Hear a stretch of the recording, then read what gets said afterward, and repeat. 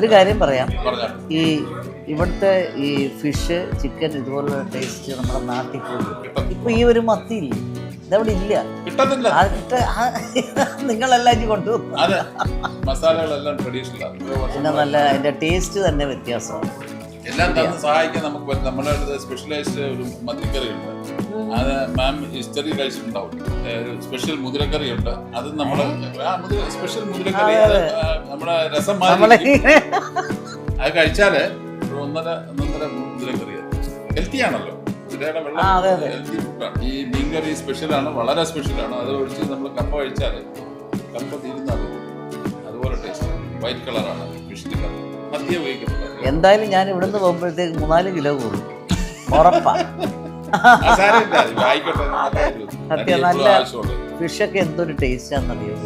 അല്ല പൊതിച്ചോറുണ്ട് ഇവിടെ അല്ലേ, അതില് എന്തൊക്കെയുണ്ട്? എല്ലാ ഐറ്റംസും ഉണ്ടാവും. ബാക്കിയുള്ള കറികളായിട്ടുള്ള ഐറ്റംസ് എല്ലാം പാഴ്സൽ കൊടുക്കും. ബാക്കിയെല്ലാം ചോറിനകത്ത് ആടി ഒരു മത്തി ഫ്രൈ, ഒരു ഓംപ്ലേറ്റ്, ബാക്കി കറികളെല്ലാം ഉണ്ടാവും. പിന്നെ ഒഴിച്ചുകറി എല്ലാം ഉണ്ടാവും. അതെല്ലാം പ്രത്യേകം പാക്ക് ചെയ്യും. ഇല വാട്ടി പ്രത്യേകം പാക്ക് ചെയ്യും. ഫേമസ് ആണ് നമ്മുടെ. അതല്ലേ.